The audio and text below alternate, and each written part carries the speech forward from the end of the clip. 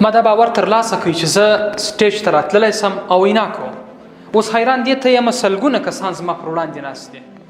او زه خبرې د کومه ځای راپیل کړم. زما لومړی عکس العمل به څه واوسېږي، خو تر هر څه وړاندې زه پر چی خبرې کوم، زما ګډونوال څوک دي، زه کومو کسانو ته وینا کوم، او د هغه ترڅنګ په ویلو کې زه باید خپل ځان سره څه وکړم.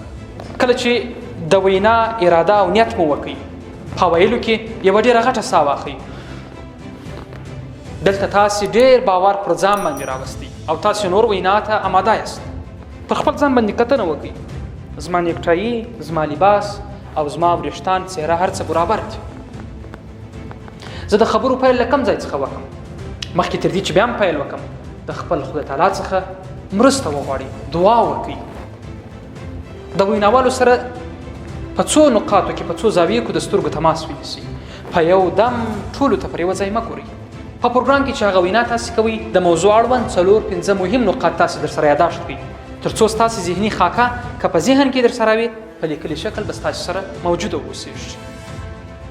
ما مخکې مو وویله تاسې وکولی سئ مطلق کاغذ ته یا په اصطلاح باندې سټیج ته مه ګورئ، بلکې د غونډې 5-6 نقاط د خپلو سترګو ټارګېټ کړئ او د ټولو سره د سترګو تماس ونیسئ. شاید د وینا کولو پر وخت باندې ستا زړه د ربان وخوري چې ته څه وایه، په څه شي لګیا یې، ګډونوال به څه فکر کوي، خو هېڅکله دغه فکر له ځان سره مه کوه.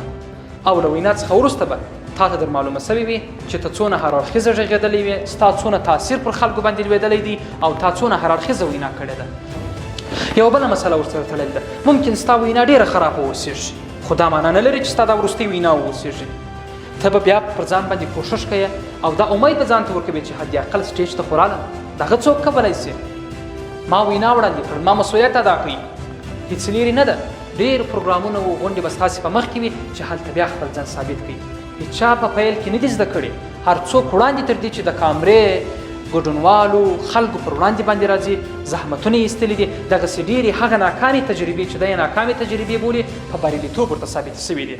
نو زه هیلهمند یم چې هېڅکله دا مه وایه چې زما وینا خرابه سول، بلکې ته په راتلونکي کې یو ښه ویناوال، یو ښه شخصیت جوړېدلی شي.